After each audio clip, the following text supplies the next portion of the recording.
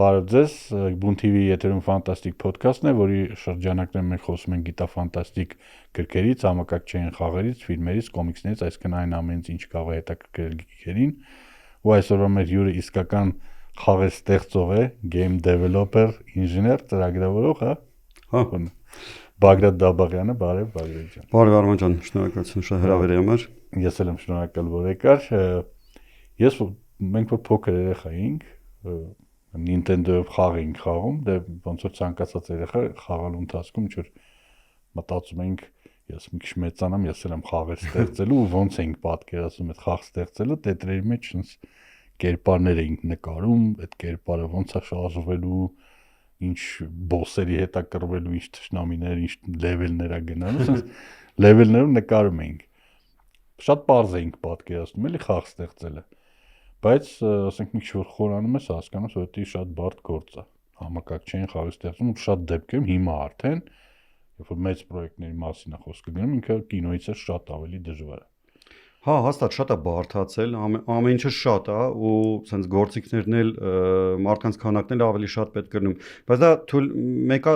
հնարավորություն է տալիս փոքր քանակի մարդկանցով էլ խաղեր սարքել, ինդի խաղեր, բայց տպարություն կա, որ առաջ པարզ էր ամեն ինչ, այդ քո ասած տետրերի վրա նկարելուց հետո մի քանի տենց էտապ էր պետք, ասենք assembler-ով էլ մի քիչ կոդ գրել բան, որ այդ Mario-ն աշխատի,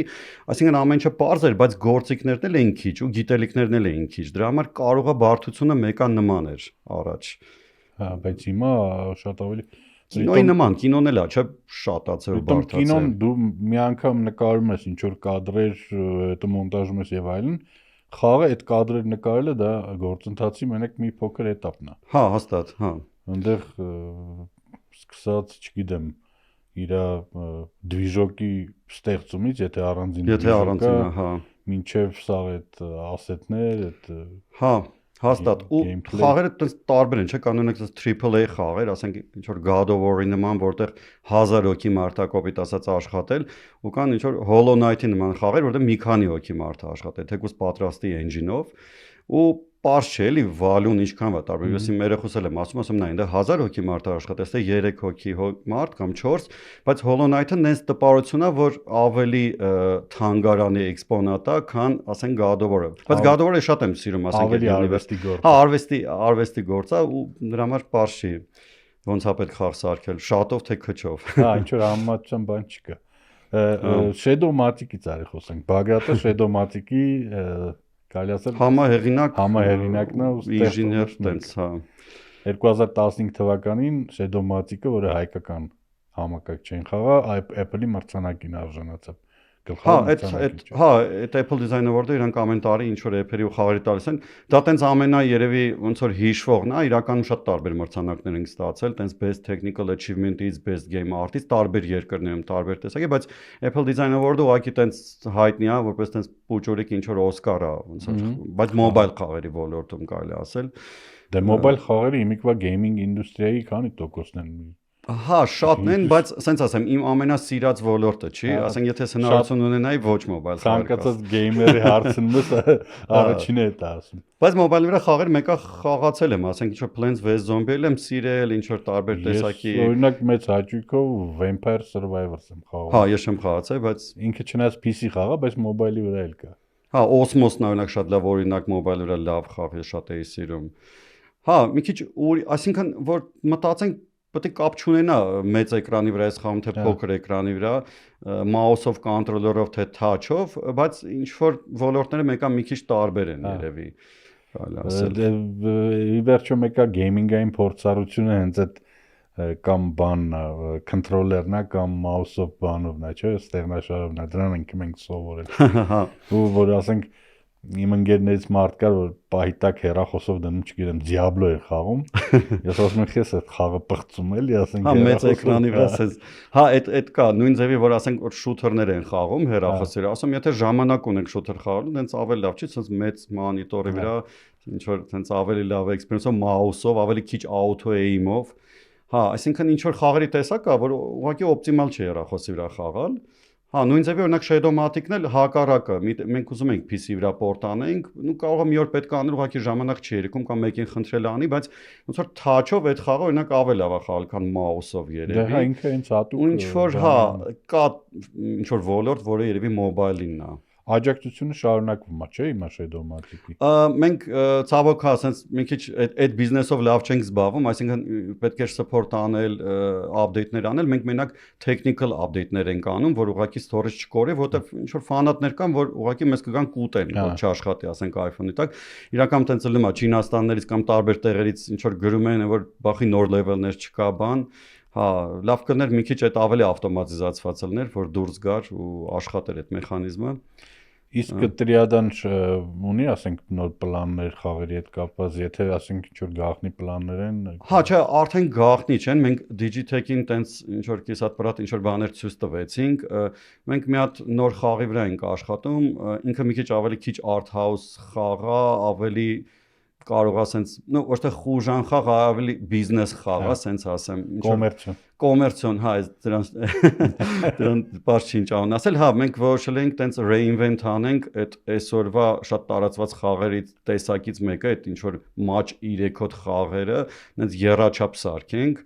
Հա, բայց ինձ թվում է այնց ահագին բարդ ենք սարքել ու ոնց որ կարող են այն մարդիկ ուզենան նա խաղան, որ այնց խաղեր ընդհանրապես չեն խաղում, ասեն որ ասեն, հա, լավ, այս խաղը կարելի է խաղալ, որովհետև ինչ որ երաչափի մեջ ավելի կոմպլեքս է ու ավելի խառն է, բայց շատ երկար ենք անում, որովհետև engine-ը ենք մենք 0-ից գրում ու դա իրականում տենց հատարիներ է տևում արդեն հուսամ մյուս տարի ինչ որ դեմո կլինի կամ ինչ որ տենց մի բան էլի engine թեման ինձ вообще հետաքրքիր է մեկ ասում են ես եթե ոչ մասնագետների հետ եմ շատ այդ առումով խոսացել Unreal Engine 5-ը կեսն ասում են լավն է կեսն ասում են լավը չի կեսն ասում են որ եթե դու ուզում ես կոնկրետ ասենք կաստոմիզացնես քո առանձին խաղ ունենաս ավելի լավ է քո engine ունենաս, բայց engine 0-ից գրելը դա ահագին բարդ գործ։ Հա, ես ոչ մեկին խորհուրդ չէի տա դա անել, եթե ժամանակը հետ տային կարող ես էլ չուզենայի անել, շատ բարդ է, բայց մյուս կողմից օրինակ այսօրվա այս AI-ներով, բաներով կարող է հնարավոր ավելի արագ անել։ Այդ բարդ թեմա է, այսինքն ես հենց գնացել էի կոնֆերենցիայի, մեկ թմով ինժեներների գնացել ենք Նիդերլանդներ Graphics Programmer Conference-ների programming conference-ի, որտեղ մենակ ինժեներներ էին, ունդեղ ինձ դուր եկավ, որ բոլորին, որ իմանում են, որ մենք մեր engine-ի վրա ենք անում, սաղ չէին ասում, բախի Unreal չեք օգտագործում, խի Unity չեք օգտագործում, հա, ասենց հետաքրքրվում էին ու բավականին wow factor մարդկանց մոտ առաջացրեց, որ մեր մոտ iPad-ի, ընդհանրապես mobile device-ի վրա տենց բարձր level-ի գրաֆիկա է ցույց տալի, այսինքն custom engine-ներ իմաստ ունի գրել, իրան դժվար է, շատ ժամանակ է գնում, time investment-ը ահավոր է Բայց երևի եթե ինչ որ պետք կներ AAA խաղ սարքել, որը պետքա PlayStation 5-ի վրա աշխատի, PC-ի վրա աշխատի, երևի Unreal Engine ընտրելը ահագին օպտիմալ է։ Բայց մյուս կողմից օրինակ ահագին ցավացնում է այն փաստը, որ ֆիրմաներ, որոնք լուրջ engine-ներ են գրել, հիմա անցնում են Unreal Engine-ի որպես տենց օպտիմիզացիա գործի։ Օրինակ Cyberpunk սարքողները բարձրում են որոշել են Unreal Engine-ով խաղ սարքել։ Այդ իմ համար տենց ահավոր տենց ցավը ոնց կարելի է, հա։ Ձեր մոտ ասենք top-ով engine-ներ, նույն օրինակ Stalker-ին է վերաբերում, ասենք ոնց կարելի Unreal Engine օգտագործել, եթե առաջի Stalker-ի engine-ը գրքերի մեջ գրում էին թե ինչ ռենդերինգ տեխնոլոգիաներ է իրանց կողմից ստեղծված։ Հա, բայց երևի դա ինչ որ բիզնեսի մաս է դառնում ու տենց ինչ որ մեկը որոշում ասում է, որ բայց եթե ասենք իրանք ծախսել, եթե իրանք ունեն իրանց engine-ը, հա, ասենք նույն բանը, CD Projekt Red, ինչ են իրանք անցնում։ Երևի պահելն է դժվար, maintain անել, նոր device-ների տակ օպտիմիզացիա անել։ Համեն կարող է այդ Cyberpunk-ի 2077 էր, չէ՞, ոնց որ հա իր այդ ֆեյլերը, որ եղել են մի քանի տարի առաջ, որ տենց կիսատ-պրատ update-ներով շատ բագերով դուրս եկավ, կարող է իրանց ինվեստորները տենց որոշել են, որ տենց ռիսկերի գնալ չարժի, ավելավ ինչ որ մեկը գրի engine-ը, ով որ տենց մասնագիտացված է դրա վրա։ Բարդ է, ինձ թվում է օպտիմիզացիայի արդյունք է, որը միշտ չի լավ, թամբրե աշխարհի օպտիմիզացիայով է զբաղվում, որը բաց չի ինչին է բերելու։ Հա, բայց շատ հաճելի կներ, որ իրանք իրանց engine-ով շարունակեն, ես որպես engine գնրող ոնց որ դա իմ համար կարևոր է իմանալ, որ ուրիշներն էլ են դուխ առնում սեփական engine-ներ գրել։ Համ էլ դե ինչքան շատ engine-ներ լինեն, այնքան լավ, այնքան ավելի բազմազանություն է, չէ՞, նույն engine-ների տարբեր լուծումների։ Հա, հաստատ։ Բայց customization-ը լնում է անել, այսինքն օրինակ ես գիտեմ, որ Cyberpunk-ին ոնց որ Unreal Engine-ի մեջ տարբեր իրանց հորինած բաներն են ավելացնում, բայց դա հեշտ չի, այսինքն ես մի անգամ փորձել եմ։ Այսինքն հնարավոր է Unreal Engine-ը փոխել ինչ։ Հա, ոնց որ քանի որ open source է, իրան կարելի է open source-ը, բայց անվճար չի բնականաբար, то есть բայց կարելի է տակը ինչ որ բան փոխել, ուղղակի այդքանը հեշտ չի ինչ որ մոդուլ ավելացնել ու տենց rebuild անել այդ ամեն ինչը, ինքը շատ մեծ բան է, էլի engine-ը, տասնյակ միլիոն տողեր է ու տենց միշտ չի հեշտ մոդուլարությանը բերել քո ուզած ձևի, բայց մարդիկ անում են։ Այնց է դա հետաքրքիր, Unreal Engine-ը ինքը համարվում է ինչ որ universal ստանդարտնի ինչ որ բան, չէ՞։ Բայց ոչ mobile-ը, երևի mobile-ը Unity-ն է, հա, տենց ստանդարտ համարվում։ Ну, այս վերջերս իհարկե ես ավելի Godot-ի կողմնակից եմ, այն մի հատ Godot թրա, գիտեք, հա, open source, լրիվ անվճար, լիքը հավես մարդիկ contribute են անում, այսինքն ինչ որ բաներ են ավելացնում, լավացնում, իր render-ը հələ այդքան լավը չի, օրինակ մենք չենք կարող մեր խաղի համար օգտագործենք, որտեղ մեր մոտ ինչ որ requirement-ները գրաֆիկայի շատ բարձր են, Godot-ն նոր է սկսում մի քիչ նորմալ տեսքի գալ, բայց կարող է օրինակ կարելի է contribute անել իրանց engine-ը լավացնել։ Այդ ընդհանրապես շատ հավես է, որ Godot-ի նման բան կա, համելիևի լսել եք, չէ՞, Unity-ի այդ սկանդալները են, որ ինչ փող էին ավել ուզում ամեն ինչի համար, լիքը մարդ Godot-ի անցավ, այդ հավես է իրականում։ Unity-ն շատ մեծ սխալներ արեց, դա հետ։ Հա, դե այդ սա այդ ինչ որ մի հատ նոր CEO է գալի կամ ինչ որ մի բան ալնում, ոչ մեն ավելի շատ փող աշխատեն ու իրանք իրանց վնաս են տալի, տենց հաճախ է լինում աշխարհում երևի։ Իսկ այդ կոնֆերանսից ինչ հետաքրքիր բաներ կային, որտեղ ես ոնց հասկանում եմ gaming development-ի այդ ինդուստրիայի ես ու իմ երկու ինժեներ կոլեգաները գնացել էինք ու ես չգիտեմ իրանք չէին եղել ուրիշ այդ ամերիկյան կոնֆերանսներին, GDC-ներին, WWDC-ներին, բայց ես իրանց ասեցի, որ դուք ոչ մի բան չեք կորցրել, ես մի 10 անգամ լավ է, ավելի քան այն կոնֆերանսներին, որը ես եղել եմ։ Խի որովհետև այդ GDC-ները այդ Սան Ֆրանցիսկոյում ընդհանուր այնքան ամենահայտնի game developer conference-ն է, բայց ինքը sense բիզնես մասը շատ է, sense փուչիկն էլ է շատ, ինչ որ sense չես կարող ռեալ մարդկանց հանդիպես ով որ հենց այդ արել է կամ հենց այդ արտիստն է, այդ ծրագրավորողն է, ստեղ խտությունը մասնագետների ես տես բան չէի տես, ես sense եկել էի ու ես հասկանում եմ, որ ես առաջ անգամ ինչ որ միտեղ եմ, որտեղ ամեն երկրորդը ինչ որ բան իզնից լավ է հասկանում engine ծրագրավորումից այդ չգիտեմ, այսօր իմ դրախտը այդ էր, ես ուզում եմ այդից կյանքում հետ չգայի, հա, շատ հավես էր, տենց մոտավորապես աշխարհում ընդհանրապես քիչ մարդ է դրանով զբաղվում, որտեղ երևի համ բարդ համ այդքան ձեռնատու գործ չի, հենց engine գրելը, հա, հենց engine գրելը ու տենց եկել էին երևի այն ամենաթոփերը, մի քանի հոգի գիտեմ, որ չէին եկել, որտեղ իրանց Twitter-ներից բաներից գիտեի, ճանաչում էի, բայց եկել էին ընդհանուր 400 հոգի, որոնցից մոտավորապես կեսը ուսանող էին, բայց մի 50 հոգի տենց top դեմքեր կային, ասենք այսօրվա վերջի Doom-ի engine-ը գրողը, այնտեղ տարբեր Crytek-ից, Unreal Engine-ից տարբեր խառը, բայց հիմնականում ավելի մարդիկ, որոնք իրենց սեփական պուճուր engine-ներն են գրում, օրինակ Tear Down, գիտես, մի հատ տենց խաղ կան, որ տենց voxel-ային քանդուկշումը, այ դե բան ոնց էր Դենիս Գուստավսոն, հա, ինքն էլ էր եկել, հա, իրանք օրինակ sense ոնց որ մեր նման sense ոնց որ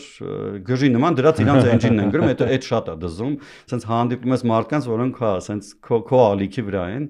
հա, ու ինձ օրինակ ինձ էլ իմ կոլեգաներին էլ ոնց որ այդ շատ պետք է կաներ այդ մարդկանց հետ շփվելը, բայց օրինակ ես sense մի քիչ ոնց որ դուխ հավաքեցի, որովհետև երբ որ sense նստած քո գործով sense զբաղվում ես, մի պա կորցնում ես իրականությունը, թե ինչ-որ լավ արած, վատ արած, հա, ասենք ինտերնետը կա, դու կարաս այդ մարդկանց հետ շփվես, բայց երբ որ ռեալ շփում ա լինում, դու ասենք հեռախոսի կամ ինչ-որ մի հատ device-ը render-ը ցույց տալի, ու ասենք այսօրվա Doom գրողները զարմանում են, ասում են, «Վաու, այս ինչ թույն գրաֆիկա է, ձմնոտ էս ոնց եք ստացել»։ Դու sense մի քիչ բան ես ըլում, էլի ոնց որ չեմ աստվածները քեզ մի քիչ գովացին այդ ոլորտի, հա, այդ շատ հավես է։ Հա, ու ընդհանուր այդ Նիդերլանդներում Բրեդա քաղաքում էր տեղի ունենում այդ կոնֆերանսը, մի հրաշալի տեղ էր, ես հետո մենք հետ եկանք Ամստերդամ 3 օրով, բայց այդ Ամստերդամ գնալը ինձ ընդհանրապես պետք չէր, պետք էր սաղորել Բրեդայում մնալ, հետո Հայաստան վերադառնալ, եթե վերադառնալու էինք էլի։ Իսկ այդ Բրեդայում մի հատ համասարան կար, որը իմ վրա վերջնական sense տպավորությունը բան արեց, ես ուղղակի երևի կյանքում առաջ անգամ սկսեցի նախանձել մարդկանց, որոնք սովորում են այդտեղ այնքան ուժեղ, որ ես հումորով ընկերոջս ասում եմ, ասեցի, եթե ես հենց հիմա օրինակ մեռնեմ, ինչ հավանականություն կա, որ ես կծնվեմ ուսանող, որը գալիս է այս համասարան, ասեց, այտենց կատակով ասեց ընկերս բան 50-50, ասի հա, այդքան էլ լավ չի հավանականությունները։ Թեման ինչն է, որ applied science-ների university էր, որտեղ այտենց մոտավորապես կեսը game dev էր։ Ու այդ game dev-ի բաժնի սպոնսորներն էլ բան Unreal Engine-ն ու Houdini-ն էին։ Houdini-ն տենց երաչափ գրաֆիկայի շատ լուրջ ծրագիր է ու ուսանողները այդպես սովորում են ամեն ինչը, ծրագրավորումը, դիզայնը, գրաֆիկան, ամեն ինչը ու տարվա վերջում նույնիսկ իրանց խաղերը օգնում են publish անել, այսինքն համալսարանը օգնում է օրինակ եթե տենմա լավ խաղ է, տենց օգնում է իրան միջև վերջ սարքել, լավացնել Ուրեմն դրախտ էր, հա, ասենք եթե մի 20-30 տարի առաջ այդ լիներ ու դու գնայր այնտեղ սովորեիր, դրանից լավ բան կյանքում ինձ թվում է չէր կարա լիներ, ով որ խաղեր սիրում,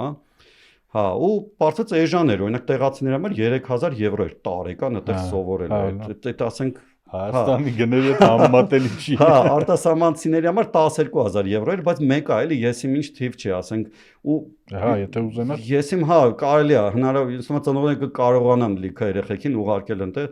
Հա, ու դու հասկանում ես, որ 2-3 տարի հետո մարդը շատ լուրջ մասնագետ կարա այդտեղ դառնա, եթե իրան այդ գործը դուր է գալի, դա ամենակարևորն է։ Ես մի հատ հարց ունեմ AA խաղերի հետ կապված իրանց փոփոխությունների։ Նկատել եմ, որ ասենք այն մեծ խաղերը 200 միլիոն, որ ասում է բյուջեն, թույն գրաֆիկայով եւ այլն, այնտեղ արտիստիկ, սինեմատոգրաֆիկ բաներով։ Հա, բայց իրանց մեջ ֆիզիկան ու օբյեկտների հետ փոխազդեցությունը շատ սահմանափակված այն ժամանակ զրոյականների սկզբի խաղերի նման չի որ ասենք շատ ինտերակտիվ էր միջավայրը ամեն ինչի հետ կարելի փոխազդել ամեն ինչ կարելի ջարդել օրինակի համար կամ ֆիզիկան շատ տենց բազման ասենք Half-Life 2-ի նման դե Half-Life 2-ը շեդևրալ է այդ հարցում ես ուզում եմ հասկանամ պատճառն այնա որ խաղը ինքը առանց այդ շատ մեծ է մի հատ էլ իր գլխից ֆիզիկա լցնելն ու ինտերակտիվություն լցնելը շատ ավելի կծանրացնի, թե ուղղակի խնայում են ինչ։ Ինձ թվում է համ խնայում են, համ ինչ որ բագերից են խուսափում երևի։ Այսինքն առաջ սենց էր, օրինակ առաջ ինչ որ մի հատ օբյեկտ, որ միտեղ դրած էր, իրան չշարժելու ոնց որ պատճառը կարող լիներ այն, որ baking-ը շատ էր, այսինքն լիքը ոնց որ վիզուալ էֆեկտներ, sense ուղղակի տեքստուրա էր ստացվում, օրինակ այդ բաժակի շողքը կարող է sense նկարած էր սեղանի վրա կոպիտ ասած։ Դեռ բաժակը շարժեր, այդ շողքը կմնար։ Այդ առաջվա պատճառներ լիքը ստատիկ լինելու, համ էլ ֆիզիկան թույլ էր, CPU-ները այդքան արագ չէին։ Հիմա ինձ թվում է լիքը բան չեն թողում ջարդել, փշրել, որովհետև ասենք պարշի կարող դրանց gameplay փչանա, կարող ծանրանա, այսինքն Երևի ինչ որ ծոյլոցան հարցել կա այդ հարցում։ Ես օրինակ ինտերակտիվության շատ սիրահար եմ։ Ես էլ եմ Ոնց որ մի բան միտեղ աթորը կամ սեղանը չի շարժում, ես ներվայնանում եմ, կարող այդ խաղը uninstall անեմ, դից մանիա էլ ունեի, որովհետև ասայի չհասկացանք, մի հատ չեք թողում, ես Շուշան ջարդեմ կամ ես անեմ։ Իրականության զգացումը կորում է, էլի։ Հա, այդ կարևոր է, բայց հիմա ֆիզիկան ընդհանուր շատ բարձր մակարդակի է, այսինքն կարող են destructible level-ներ սարքել։ Այս վերջի Battlefield-ներ չէ, ինչ որ շենքեր մենքերա փլվում, պատմած։ Ես չեմ խաղացել, այն ժամանակ չի եղել, բայց ոնց որ տենց մարդիկ տարիներով ժամանակ են ծախսում, որ պատը լինի քանդել, բան։ Դրա հետ իհարկե շատ տեխնիկական խնդիրներ կա, որտեղ երբ որ դու ինչ որ պատ ես քանդում, առաջերտին սկսում է երևալ ինչը պատի հետևն է, իսկ դա կարող է pre-computed visibility կա, որ օրինակ երբ որ դու indoor տարածքում ես գտնում, դրսի աշխարհը գոյություն չունի, երբ որ պատը քանդվի, պետք է ինչ-որ բան երևա։ Հետո այդ baking-ը պետքա շատ ավելի քիչ լինի, այն որ վերցնում են ինչ որ բարդ լուսավորություն, global illumination բան, բեյքում են ինչ որ տեքստուրայի մեջ, որ քիչ հաշվեն GPU-ի վրա, այսինքն տեխնիկական խնդիրներ կա քանդվել փշրելու հետ կապված։ Հա, բայց ես էլ եմ նկատել, բայց մյուս կողմից մեկ-մեկ ներելի է, երբ որ ինդի խաղեր են, օրինակ ես վերջերս շատ էր դուր եկել են Stray-ը, մենք ընտանիքով խաղում էինք։ Stray-ը զգացում էր, որ հա, ասենք ինչ որ մի քանի հոգով է արած խաղը ու լիքը բաներ դայնամիկ չի, ասենք չես կարա ինչ որ բան շարժես կամ բան անես, բայց հետո օքեյ էր, որտեվ էտի ահռելի աշխատանքի քանակը կշատանար, էլի, համ տեստելու, համ սարքելու։ Ուղղակի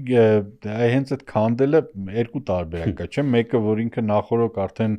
ոնց որ խաղի մեջ դրված ձևով է քանդվել, դու խփելու ես ինքը այդ ձև քանդվի, այդ ձև ընկնի,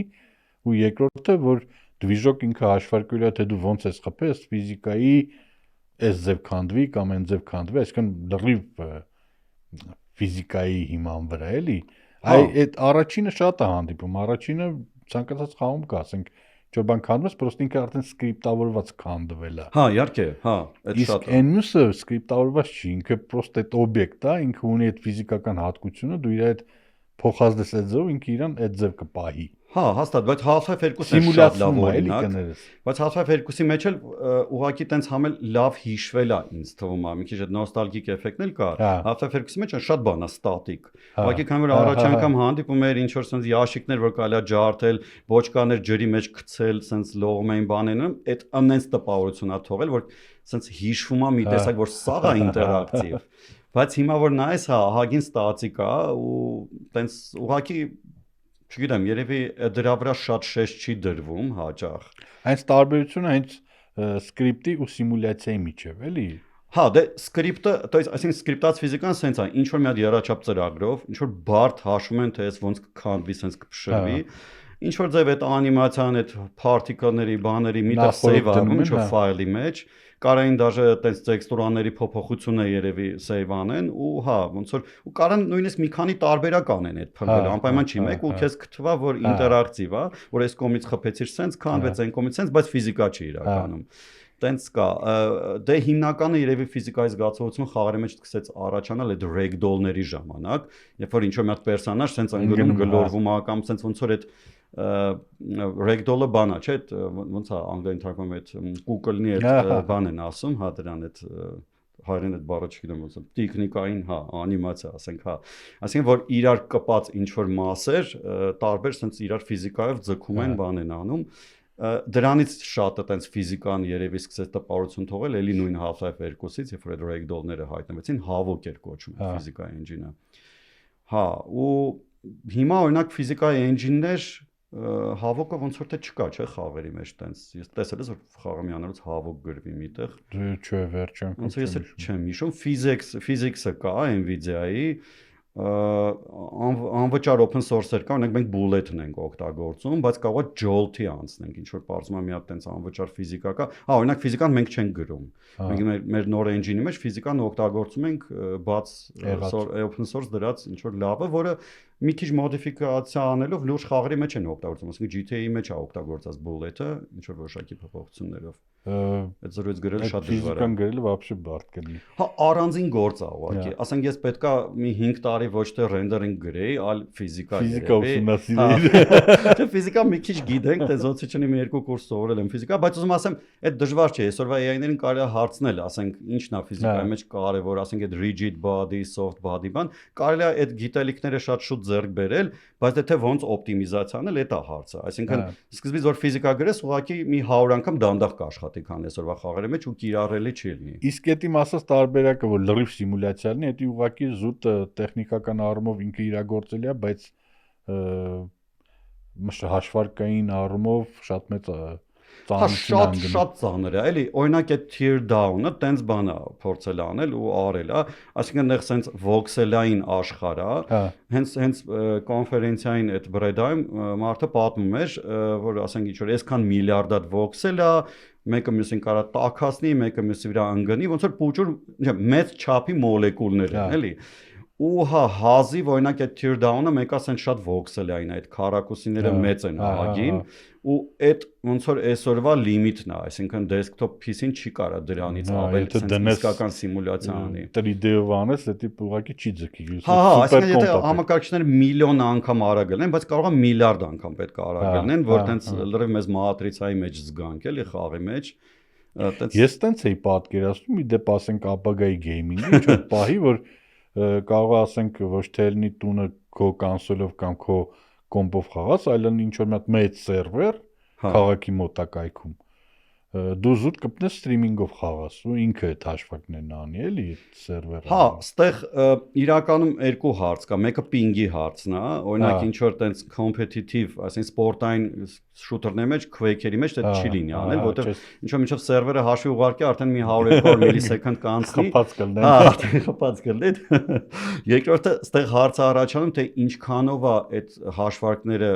էժան լինելու, այսինքն հոսանքի բանի տեսակետից։ Ու ինչքանով է ոնց որ ձեր տալու, որ քո համար ինչ որ մի քանի հատ վիդեոկարտ կամ տասնյակ վիդեոկարտեր հաշվեն։ Մենք որ ասենք ChatGPT-ով ինչ որ մի հատ հարց ենք գրում, այդ բանին կարող է ասենք տասնյակ վիդեոկարտեր են դրա պատասխանի վրա աշխատում։ Եկա էներգիա է գնում, ասենք եկա վատեր է գնում։ Այդ տեսակետից օրինակ մենք AI-ով զբաղվող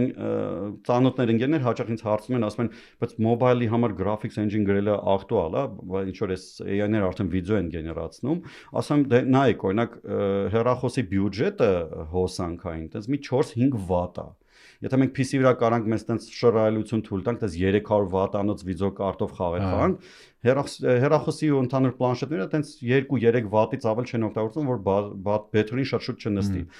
Դրանով հնարավոր չի ոչ մի տենց AI ռենդերինգ անել։ Այսինքն միակ ձևը այդ քո ասածն է, որ սերվերներ հաշվեն, սթրիմ անեն, այդ պետք է հասկանալ ընդհանուր կարա ձերտ է թե չէ, որ դու սենց ժամերով խաղաս ինչ որ մի բան, բայց մյուս կողմից օրինակ Nvidia-ն տենց սերվիս ուներ, հիշում ես GeForce Now է կոչվում, բան, միջև մի կար, չէ՞, ոնց որ ու միանգամից ցույց տվեցին ահագին քիչ էր դիլեյը, որ ասենք կարաս Cyberpunk խաղաս վատ կոմպյուտերով, բայց ընդեղից ինչ որ սթրիմ արվի ուղարկվի։ Pentium 3-ով խոսում։ Հա, նո,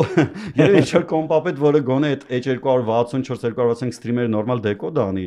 հա, բայց հա, երևի Pentium 4-ով էլ է հնարավոր, չգիտեմ։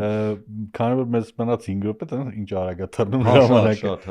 Հայաստանում game development-ի մասին մի քանի բառ ես հասկանում եմ, որ արդեն աշխարհն հենց է, որ մի քիչ դժվար է լոկալացնել ստուդիաները կամ բան, որովհետև ասենք միտեղ աշխատող ստուդիայի մյուս աշխատողները աշխարհով մեկ ծրված են տարբեր երկրներից բանով outsourcing-ով աշխատում են եւ այլն։ Տրիադան կան նաև ուրիշ ստուդիաներ, ովքեր զբաղվում են խաղեր ստեղծելով։ Մենք հեռանկարներ ունենք, ասենք ավելի այդ մեծ գլոբալ շուկայի մեջ, որտեղ ինքը ահռելի շուկա է։ Հա, ահռելի է, մենք այդքան շատ չենք այդ շուկայի մեջ բնականաբար, բավականին քիչ ենք, բայց կոմպանիներ կան, որոնք ինչ որ տենց իրանց նիշան կարող են զբաղացնեն։ Այսինքն ինչ որ խաղ սարքեն, որովհետեւ պարզվի աշխարհում ահագին մարդ խաղում է։ Նու մենք էլ ենք փորձել այդ անել, ինչ որ չափով ստացվել է, նու Rockbite-ը կա կոմպանի, որը փորձում է իր ոնց որ ոլորտի մեջ մաքսիմալ ինչ որ լավ խաղեր սարքի, բայց համել կան AAA ստուդիաներ, բայց իրանք ոնց որ ոչ թե այստեղ կոմպանիա, որը պատրաստի խաղացերից էր սարքում, օրինակ նույն Sperasoft-ը, ես չգիտեմ, որ տենց բիզնես գոյություն ունի, ես հա ոնց որ տենց ընկերացա իրանց տնօրենի հետ, պատմեց այդ բիզնեսից մի քանի տարի առաջ, հա ու բարձում է, ասենք ինչ որ Ubisoft-ը կամ ասենք ցանկացած ինչ որ title Assassin's Creed-ը, Mortal Kombat-ը, կարան ինչ որ մի հատ փոքր կտոր կամ ինչ որ կտոր պատվիրեն իրանց, որովհետև ասենք չեն հասցնում, ու ասենք այդ աշխարհի այդ մասը իրանք սարքեն, համ արտիստիկ տեսակետից, համ էլ ինչ որ տեխնիկական հարցեր լուծեն։ Ինձ այդ միշտ sense խորհրդում, որտեղ sense ամեն ինչ NDA-ով է, ոնց կարելի վստահել քո դուրս եկած խաղի այս փոքր մասը ուրիշ ստուդիային, որը ասենք Հայաստանում է գտնվում կամ իր ֆիլիալը կամ ուրիշ տեղեր, բայց բարձում է հա դե մարդիկ ինչ որ լուրջ NDA-ներ են ստորագրում, բան այդ ամեն ինչը աշխատում է։ Հա, բան էլ դեցենտրալիզացված է դառնում, ապակին։ Հա, այդ շատ հավես է, այսինքն օրինակ ես կարող եմ մի քիչ մենք ավելի մեծ խաղ սարքելուց լինեինք, ավելի շատ մարդ եթե պետք լիներ, ասենք իրանց էլ պատվիրեին կամ տարբեր, որտեվ եթե դու ինչ որ բանով ամեն օր չես զբաղվում, քո համար կարող ավելի թանկ լինի դրանով զբաղվել, քան ուրիշին պատվիրել, այդ հաստատ տենց է։ Բայց երևի սեփական engine-ներ չեն գրում, այսինքն ես այդտեղ մարդկանց չեմ հանդիպում, ում այդ կոնսուլտացիոն տենց բաներ անեմ, այդպես մեզ կարողանամ մեր համար հետաքրքիր ինֆորմացիա բարձեմ, մնում է տենց կոնֆերենցիաներին գնալը ու ինչ որ ինտերնետով հետաքրքրվել այդ ամեն ինչից կամ AI-ներով։ AI-ները ագին օգնում են այդ հարցում։ Հենց այդ AI-ների թեման ինքը քանի որ շատ մեծ է մեր ժամանակին։ Հա, այդ է շատ երկար է։ Ինձ թվում է մենք էլի մյուս եթերաշրջանում ոնց է չլինի կհանդիպենք ու հենց կխոսենք կոնկրետ AI-ների մասին գեյմինգում, որովհետև մի քիչ Հայաստանում դժվար է էլի հենց կոնկրետ այդ ոլորտի մասնագետ գտնել, ոնց որ քեզ նորից եմ հրավիրելու։ Հա, հարց կա, իհարկե։ Հա, երկար կարող եմ պատմել AI-ների մասին, որովհետև այսօրվա շատ ակտուալ գործիքներ է։ Ասենք ինքն է որ քո տեղը գործ է անում, բայց ասենք ինձ էլ Google մտնել պետք չի լինում ինչ որ բան search անելու համար։ Միանգամից մի հատ PDF drag and drop ես անում AI-ի մեջ ու հարցնում ես ինչ կա հետաքրքիր այս doc-ի մեջ, այս article-ի մեջ։ Եղավ ապրես շատ որ եկար, շատ հետաքրքիր։ Հա։ Կհանդիպենք հաջորդ թողարկմանը։